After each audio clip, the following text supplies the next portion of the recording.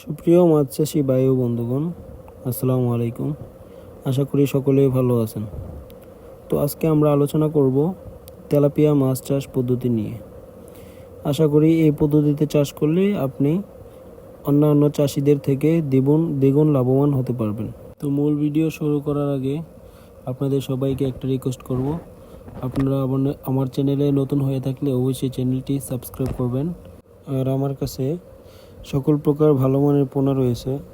যদি কেউ ক্রয় করতে চান তাহলে অবশ্যই ভিডিওর স্ক্রিনে দেওয়া নম্বরে যোগাযোগ করুন। তো শুরু করা যাক মূল ভিডিও।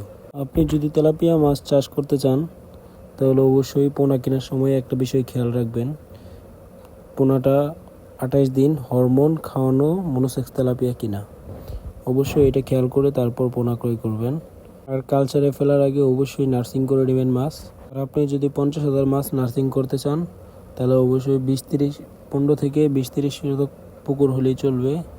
নার্সিং করার পর কালচারে মাছ দেওয়ার সময় অবশ্যই একটা জিনিস খেয়াল রাখবেন, 250 থেকে 300 পিস কালচারে দিবেন।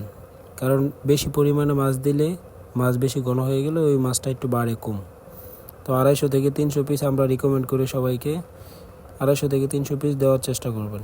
নার্সিং করার সময় পুকুর প্রস্তুত করবেন যেভাবে, এখন সেটাই বলবো। তো পুকুর শুকাবেন, পুকুর শুকানোর পর প্রতি শতকে 1-1.5 কেজি পরিমাণ গরুর গোবর দিবেন গুলিয়ে। আর প্রতি শতকে 500 গ্রাম পরিমাণ চুন দিতে হবে।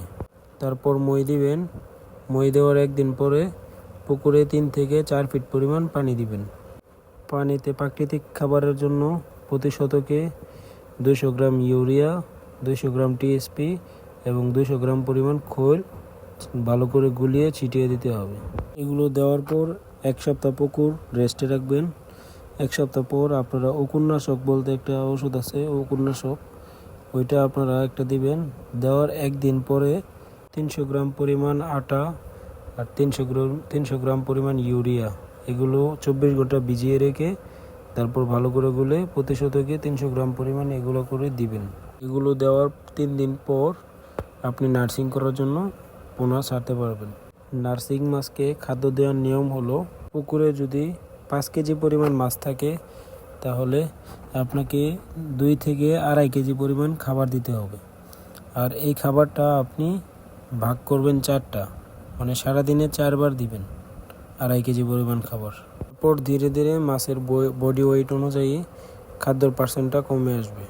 তবে 1-1.5 মাস খাওয়ানোর পরে 200-300 কেজিতে চলে আসলে আপনার মাছটা তখন কালচারে দিবেন।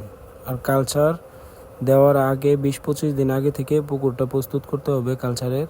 যদি আপনার পুকুর শুকানো থাকে তাহলে আপনাকে পানি দিতে হবে, আর যদি শুকানো না থাকে তাহলে আপনাকে আগে যদি কোনো মাছ টাছ থেকে থাকে রাক্ষসী মাছ, তাহলে ওইগুলোকে আগে মেরে ফেলতে হবে বা করতে হবে, সরিয়ে ফেলতে হবে।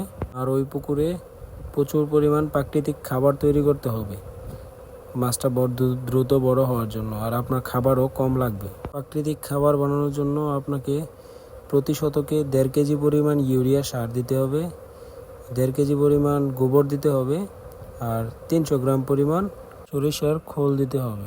এগুলো আপনি কালচারে মাছ দেওয়ার 15-20 দিন আগে থেকে এগুলো দিয়ে রাখবেন।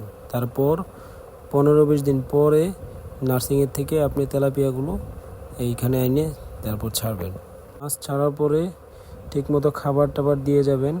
সকালে খাবারের পার্সেন্টটা একটু কম দিবেন আর বিকেলের দিকে খাবারটা একটু বেশি দিবেন। তো এইভাবে চাষ করতে পারলে আপনিও অনেক লাভ করতে পারবেন তেলাপিয়া চাষ থেকে। আশা করি বুঝতে পারছেন। তো দেখা হচ্ছে নতুন আরেকটি ভিডিওর মাধ্যমে। ততক্ষণ সবাই সুস্থ থাকবেন, ভালো থাকবেন। আল্লাহ হাফেজ, আসসালামু আলাইকুম।